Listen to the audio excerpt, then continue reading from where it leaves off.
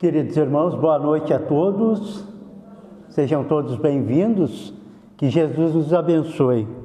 Allan Kardec, o ícone da codificação espírita, irá informar no Evangelho segundo o Espiritismo que assim como os espíritos evoluem, os mundos também evoluem.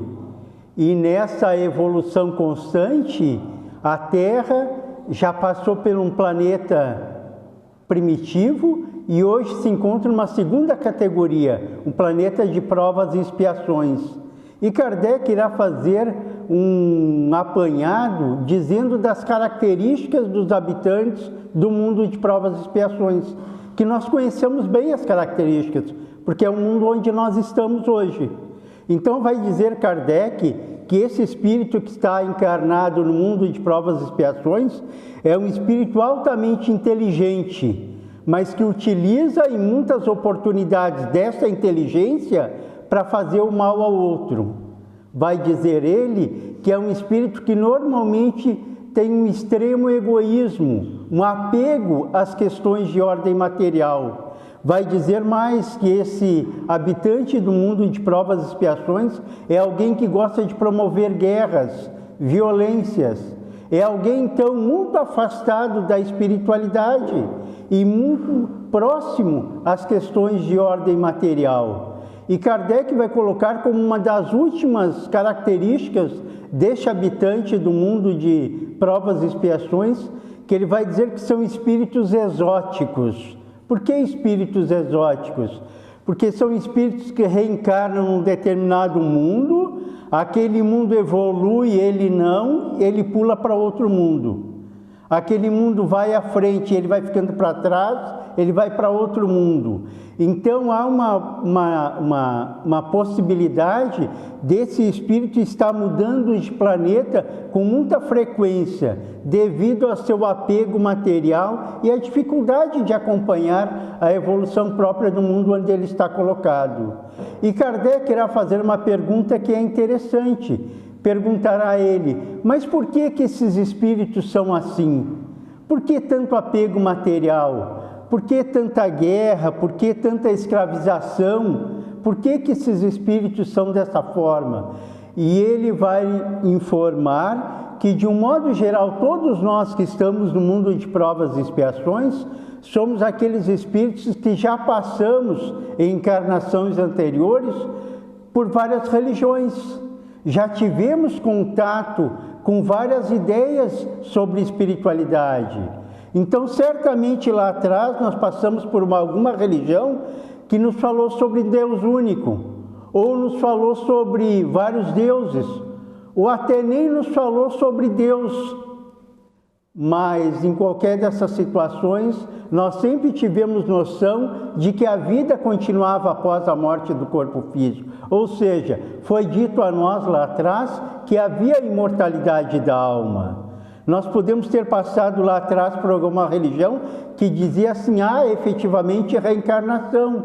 Ou alguma outra religião que diz, não, o espírito fica dormindo até a hora do juízo final. Mas independente da ideia que se tem ali sobre este fato, é importante nós sabermos que lá nessas religiões, nós sempre recebemos a ideia de que a vida continuava após a morte do corpo físico.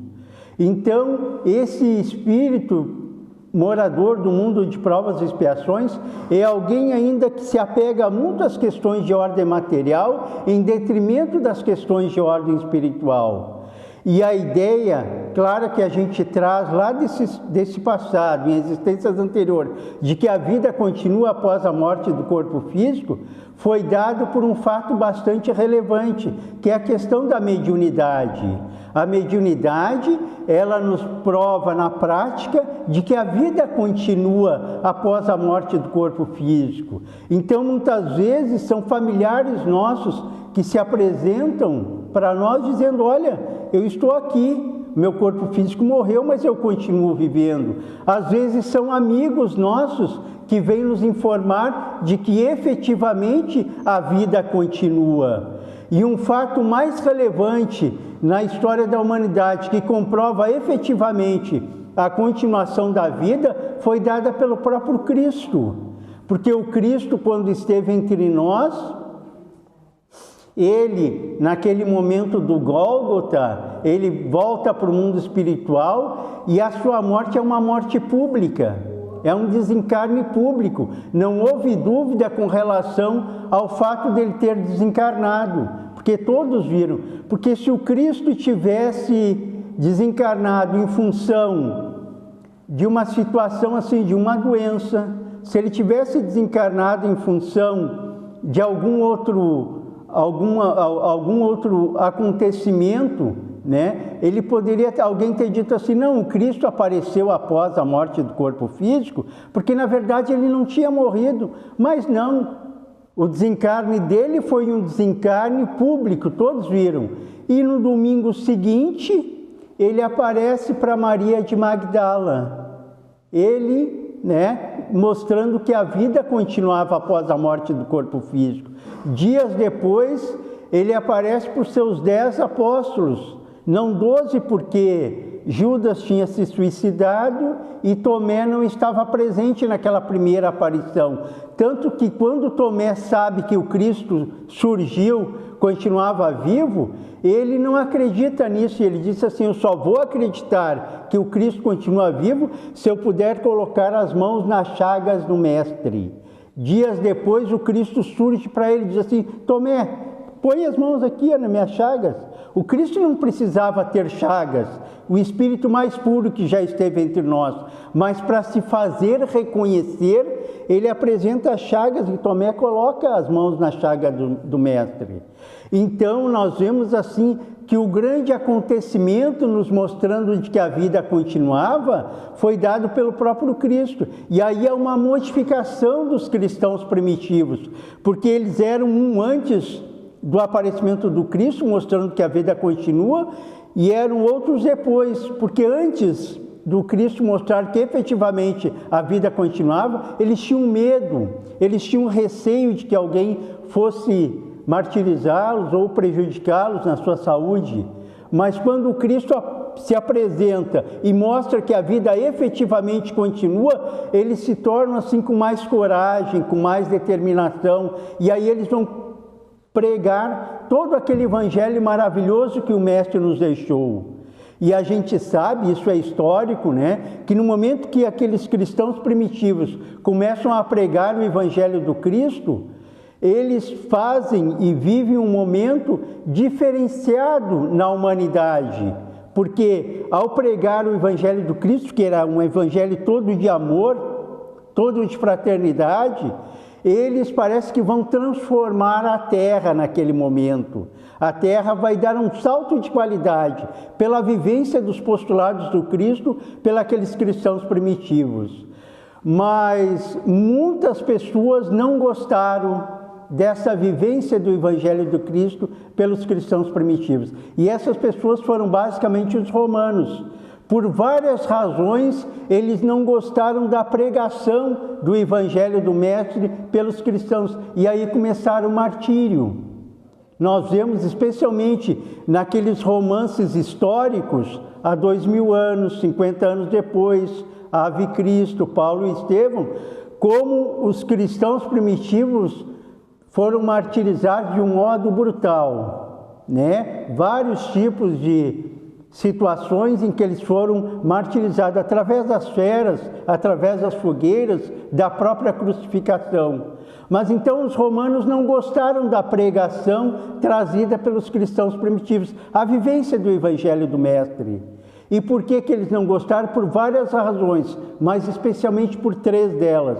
A primeira das razões que os romanos não gostaram da pregação do Evangelho pelos cristãos foi o fato de que os cristãos falavam, e o Cristo trouxe, a existência de um Deus único, algo que Moisés já tinha trazido. Então falavam um Deus único, e esse Deus não era nenhum daqueles deuses do Olimpo adorado pelos romanos.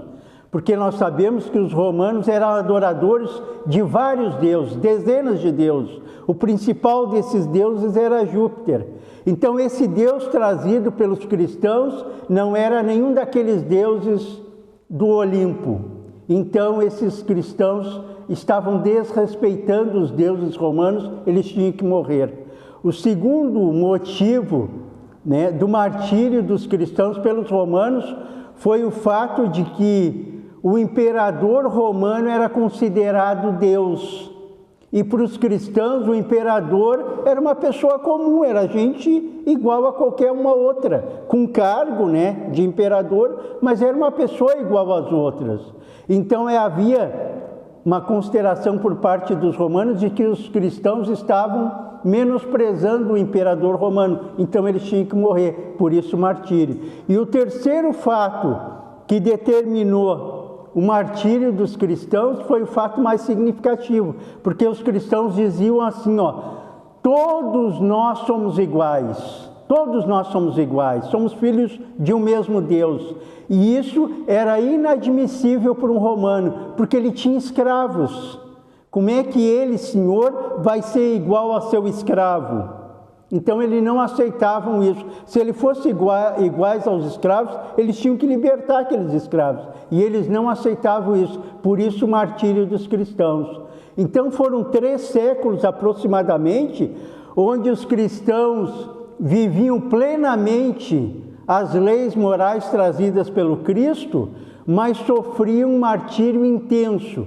E aí, como havia esse martírio intenso de milhares de cristãos, começou a surgir uma lei conhecida de vocês, que é a lei de causa e efeito.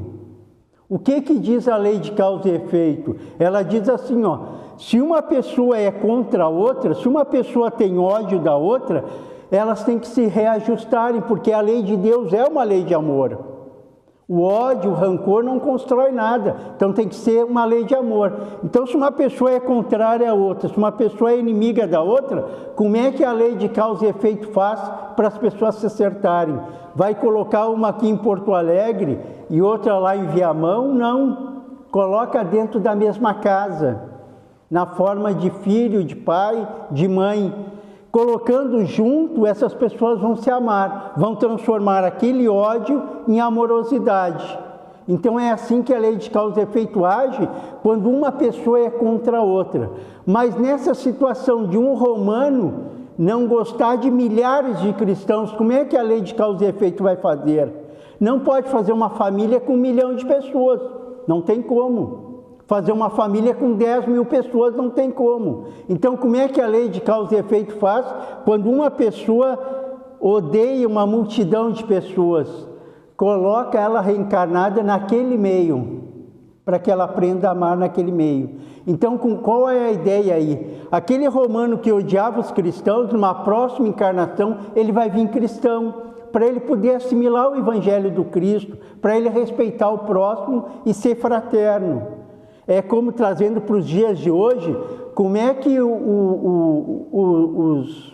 os judeus, por exemplo, e os árabes, como é que eles vão se acertar? Porque eles se odeiam. Então, um árabe, ele não odeia um judeu, ele odeia toda a raça de judeus. O que vai acontecer com ele? Ele vai reencarnar numa próxima vida no meio dos judeus, para aprender a ser judeu, para aprender a respeitar, para aprender a ser amoroso. Então, a lei de causa e efeito foi colocado aí para que os romanos, então, reencarnassem no meio dos cristãos e aí assimilassem o evangelho do Cristo. A ideia foi ótima, mas o resultado foi péssimo. Porque vocês lembram o que aconteceu com o cristianismo na Idade Média? Né? A ideia foi boa, mas o resultado foi péssimo. Parece até que quando Cristo disse assim para um romano reencarnar no meio dos cristãos, alguém disse assim, um auxiliar do Cristo disse assim, chefe, não vai dar certo isso. E daí o Cristo disse para eles, se não der certo, eles têm que refazer, eles têm que fazer novamente. Então, o que aconteceu na Idade Média? Aqueles romanos que martirizaram os cristãos, reencarnaram como cristão, para assimilar o Evangelho do Cristo, para ser amoroso, para ser fraterno. E o que aconteceu ali? Em vez desses romanos assimilarem o Evangelho, eles transformaram o Evangelho do Cristo. Lembra o que aconteceu na Idade Média com relação ao cristianismo? Ele foi totalmente materializado. Se perdeu aquelas características iniciais do cristianismo, porque daí começou a surgir dogmas, rituais, começou a surgir situações várias que desvirtuou totalmente o Evangelho do Cristo. E aí, além de desvirtuar o Evangelho do Cristo, começaram a surgir outras coisas que prejudicaram mais o cristianismo. No ano de 1095, o Papa Urbano II criou as cruzadas. Lembram das cruzadas? As guerras religiosas. Então se matava em nome do Cristo. Olha o absurdo. O Cristo, que foi todo amor e é todo amor, de repente começaram nas cruzadas a fazer guerras religiosas e se matavam em nome do Cristo. Logo em seguida, o que veio? A Santa Inquisição, que de santa não tinha nada. O que foi a Inquisição? Se colocava na fogueira aquela pessoa que tinha mediunidade, era taxada de bruxa ou de bruxo, né? Aquela pessoa que era um cientista, que descobria algo que contrariava a igreja, ia para a fogueira. Aquele filósofo que tinha uma ideia mais avançada, fogueira nele. Então, a história diz assim, que nos séculos XV e XVI, na Europa, em torno de 40 mil pessoas foram martirizadas na fogueira, em nome do Cristo. Se matou 40 mil pessoas, aproximadamente, em nome do Cristo. E alguém poderia pensar assim, bom, mas a Inquisição foi algo protagonizado por um grupo reduzido de cristãos, de religiosos. Não! O povo apoiava a Inquisição, tanto que apoiava, porque as fogueiras eram feitas em praça pública. E as pessoas levavam lenha para a fogueira, para queimar bem, para ter certeza que ia queimar. Então levava lenha para a fogueira, né? Então as pessoas apoiavam.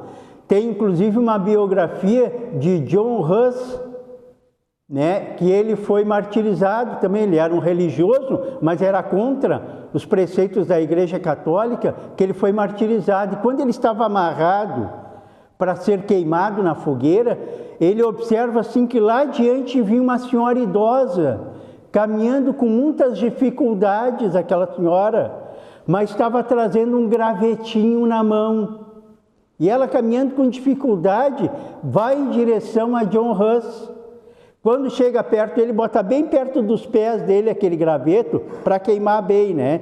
Bota bem ali e olha para ele com ar de severidade, como diz assim, ó, tem que ir para a fogueira mesmo, né?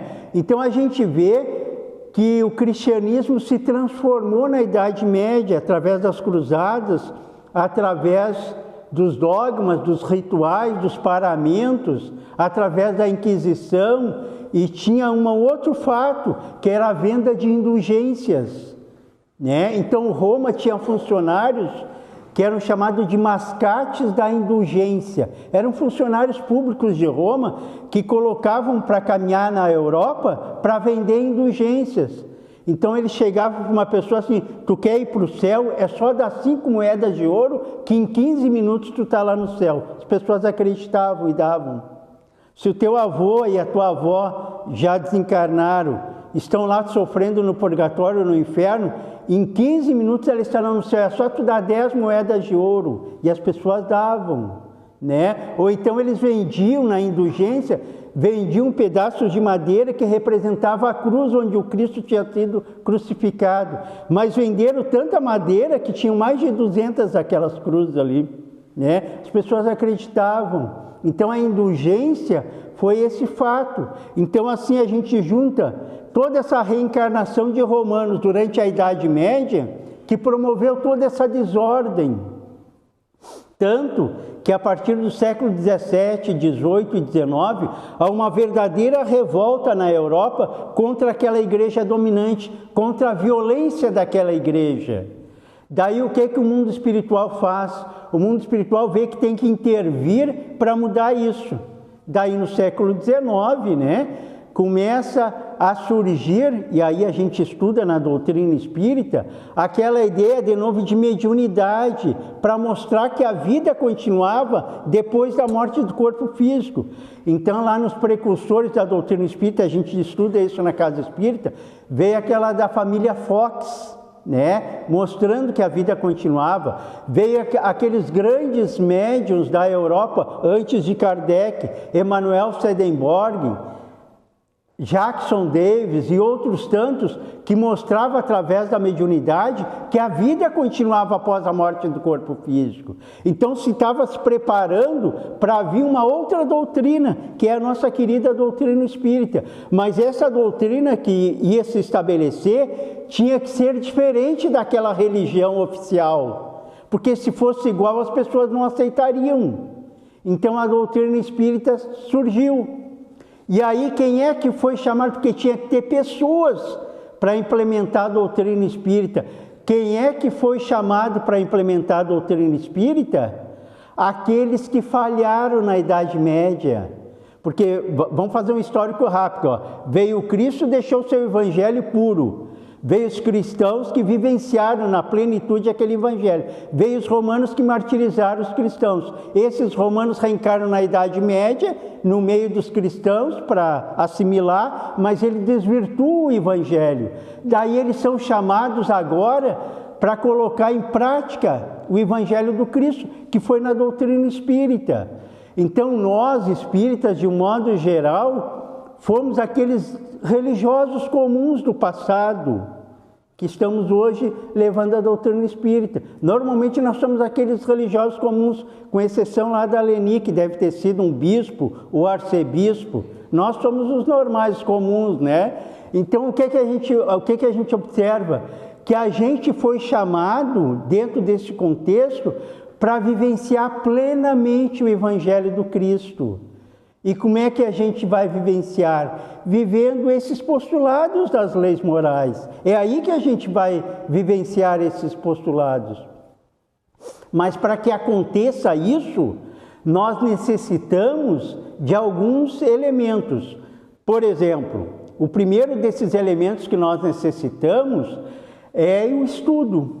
É importante que o espírita estude. Não é por outro motivo que no nosso meio espírita nós temos uma quantidade enorme de livros maravilhosos que nos concita ao estudo. E ao nos chamar para o estudo, esse estudo vai oportunizar com que a gente possa ver quem nós somos. Por que a gente tem aquele familiar complicado em casa? Através do estudo a gente sabe isso. Por que a minha vida é desse jeito e não daquele outro?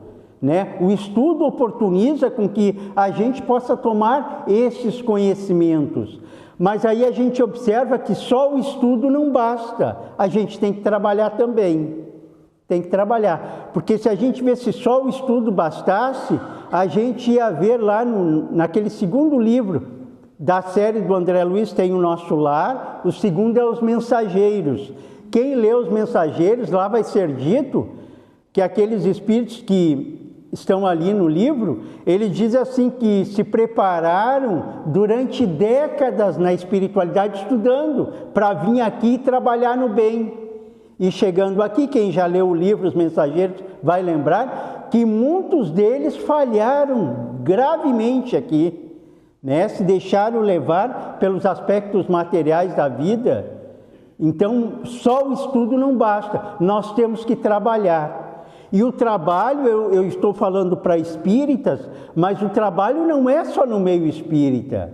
Então, se a gente vê aquele nosso irmão católico lá adiante, que está fazendo algo muito bom lá, na religião dele, continue lá fazendo bem. Se nós vemos o nosso irmão protestante que está fazendo algo bom lá, continue lá também. Se não está bom lá, vem para cá, que aqui tem trabalho, aqui tem. Né? E nós podemos falar até de irmãos nossos que nem são religiosos, irmãos que nem são religiosos e estão fazendo muita coisa boa aí. Eu costumo dar um exemplo com alguma frequência de uma pessoa, né? Era um colega de trabalho, médico psiquiatra, né?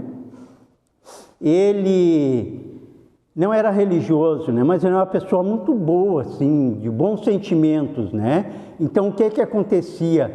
ele me convidava com alguma frequência para mim ir na casa dele, a gente jantava lá junto, e lá na casa dele ele era um homem de uma cultura extraordinária. Ele era francês, veio criança aqui para o Brasil, e aqui estudou e se tornou médico, né? Então ele tinha uma biblioteca que era metade desse salão, tudo cheio de livro. Então ele dizia assim para mim, ó, nesse lado aqui é tudo livro em francês. Lá nessa parede toda aqui é tudo livro em inglês. Aqui atrás é tudo em português. E aqui assim é tudo em espanhol. Ele tinha uma cultura extraordinária. E daí quando eu ia falar em espírito para ele, ele disse, meu filho, não fale em espírito, não existe espírito. Não fala isso.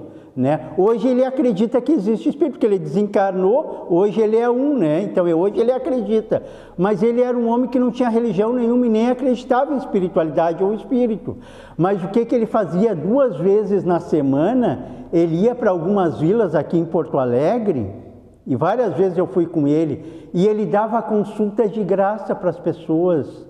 Eu levava, quando eu ia, eu levava uma mala grandona, cheia de medicamento. Ele dava a consulta e dava o medicamento, né? Então a gente vê assim, era pessoa do bem, pessoa que vivenciava na prática o Evangelho do Mestre, né? Então assim, o estudo ele é importante para nós, mas além do estudo a gente tem que praticar o bem, né? Não importa como, a gente às vezes vê um auxiliar de enfermagem, por exemplo, né? Pessoa carinhosa, cuidadosa, respeita, trata bem os pacientes. Olha que coisa bonita isso, né? Então a gente vê que o estudo aliado à prática do bem vai nos colocar numa posição assim de maior relevância perante a própria vida e o Evangelho do Mestre. Além disso, aquilo que Joana de Ângeles fala com alguma frequência naqueles livros de aspectos psicológicos, a autoiluminação. O que é a autoiluminação? Não é aquilo tão somente que ocorre dentro do centro espírita, de nós, né, angariarmos os recursos de entendimento maior e praticarmos o bem. A autoiluminação a gente leva para a vida. É a transformação que ocorre conosco e com as pessoas que estão conosco, graças à nossa atitude no bem, graças à nossa iluminação na moral cristã. Então a gente vê que tem lá no Evangelho que a luz, né, não deve ser colocado lá embaixo, mas deve ser colocado lá em cima, para que ilumine aquele que está caminhando, mas que ajude o outro também. Então a autoiluminação é aquela situação em que nós vamos vivenciar valores para nós e vamos vivenciar valores para o outro, que é importante. E aí André Luiz vai nos informar, não é? Que um dos aspectos da lei de Deus é a lei de evolução. Todos nós vamos evoluir, isso é da lei. Mas quando nós estamos evoluindo, como nós estamos hoje aqui em conjunto, é muito mais fácil do que nós evoluirmos sozinhos. Então nós nos reunimos hoje, por exemplo, aqui neste ambiente, eu posso dizer algo que serve para alguém, alguém vai me dizer algo que me ajude. Então nós vamos nos autoajudando a caminhar, um dando a mão, né, para o outro, para que a gente possa caminhar em conjunto. Então essa autoiluminação é o caminho necessário para que a gente possa efetivamente alcançar o progresso, alcançar a evolução. Claro que muitas vezes nós encontramos na vida algumas pessoas que não entendem esse processo de evolução, esse processo da gente sair de dentro de nós em favor do outro. Então, outro dia, um companheiro nosso, que não é espírita, é amigo nosso, não é espírita, e ele veio me dizer algo assim, mais ou menos assim, mas Breno, tu deve estar ganhando muito dinheiro, hein? Isso é? Mas por quê? Todas essas palestras que tu faz, isso deve dar um dinheirão para ti, hein? E daí eu disse para ele assim, se eu te disser que eu pago para fazer a palestra, como assim paga? É o combustível do carro, eu coloco, quando eu vou lá no interior, e eu vou com frequência no interior do estado, eu fico lá no hotel, eu pago também o hotel, então eu pago para fazer o trabalho. Ele ficou sem entender isso, mas como? Sair da tua casa, deixar a tua família lá e ainda pagar para fazer? É isso.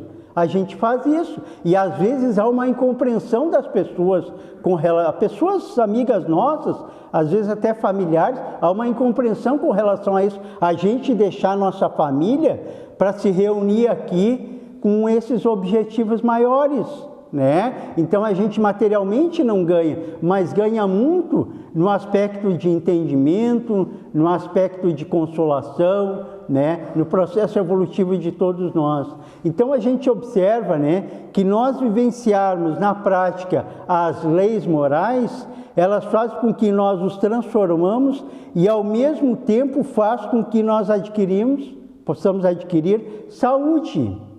Saúde. Por quê? Porque na medida em que eu vivencio o Evangelho na prática, que eu procuro orar, eu procuro ter uma vida correta, eu procuro fazer o bem, tudo isso reverte para nós próprios.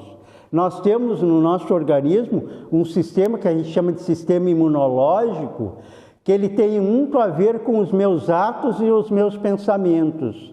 Então, no momento em que eu tenho um pensamento bom, uma oração, né, sou fraterno, esses aspectos fazem com que o meu sistema imunológico seja otimizado. E isso hoje já é ciência, porque hoje em dia tem estudo da USP, Universidade de São Paulo aqui no Brasil e outras universidades no mundo inteiro, que dizem assim, ó, aquela pessoa religiosa, ela tem menos problemas de saúde do que a pessoa não religiosa. Estou dizendo que a pessoa religiosa não tem problema de saúde? Não, ela tem, mas na média é menos do que os outros que não têm religião, né? Então essa pessoa religiosa, ela tem menos problemas de hipertensão, por exemplo, isso é ciência. Ela, quando vai para o hospital, ganha alta mais cedo. A doença recidiva menos dela. Ou seja, tem recaídas em menor grau. Por quê? Porque o nosso sistema imunológico é otimizado pela vivência das leis morais, pela vivência do Evangelho do Cristo. Ao contrário disso, aquelas pessoas que têm problemas, né, de relacionamento, que têm tensões, que têm fobias, né, que têm processos emocionais mais severos, é uma pessoa que adoenta mais fácil. E especialmente na última década, nós temos nas grandes cidades um manancial enorme de problemas emocionais presentes nas nossas vidas. Enorme, né? As pessoas não têm paciência e a impaciência leva ao estresse, né? O estresse leva a doenças psicossomáticas. Então a vida é nos colocado de um modo que a gente necessariamente tem que buscar um caminho mais adequado para viver de modo mais pleno. É como está colocado lá no Livro dos Espíritos, quando inicia a quarta parte da referida obra, né? Porque a gente sabe que o Livro dos Espíritos é dividido em 4 partes, a última parte é das esperanças e consolações, inicia na questão 920, né? Que é aquela questão que nós conhecemos todos, né? Diz assim, ó, o indivíduo, a pessoa, o homem pode gozar na terra de uma felicidade plena, ou seja, nós podemos gozar na terra de uma felicidade plena. Se eu fizer essa pergunta ali fora para alguém que está passando, eu perguntar para ele, meu amigo, a gente pode gozar aqui na terra de uma felicidade plena? Se ele for materialista, ele vai dizer que sim. Desde que eu tenha bastante dinheiro no banco, a minha vida está feliz. Ou lá para o outro lá, a gente pode gozar de uma felicidade plena? Ele vai dizer que sim. Desde que eu tenha saúde, eu posso ter uma felicidade plena. Aquele outro lá, que acha que a beleza é importante, ele vai dizer assim, sim, eu posso ter uma felicidade plena, desde que eu me mantenha assim, bonitão. Mas a beleza, a saúde e o dinheiro, muitas vezes a gente perde tudo isso. Porque tudo aquilo que está fora de nós, né, que não depende de nós, a gente perde. A gente perde. Então, muitas vezes a pessoa tem muito dinheiro e desencarna rapidinho ali, problema de saúde, desencarna, né? Ou a pessoa tem muito dinheiro e tem um filho, tem um neto envolvido com drogas, que isso prejudica tanto a vida de todos, né? Adoenta todos os que estão naquele conjunto familiar. Então, quando perguntado lá na questão 920, se o homem pode gozar de uma felicidade plena na Terra, o que os Espíritos respondem? Aquilo que a gente sabe que não. A vida foi dada como prova e expiação. Ou seja, nós estamos num mundo de provas e expiações. Aqui a felicidade completa ainda não é possível. A gente tem momentos de muita tranquilidade, né? Quando a gente faz o bem, quando a gente está sereno, tranquilo, que normalmente ocorre conosco. Mas uma felicidade plena não, porque a gente sabe que logo ali adiante vai bater na nossa porta e bate o desafio, a dificuldade que é própria desse mundo.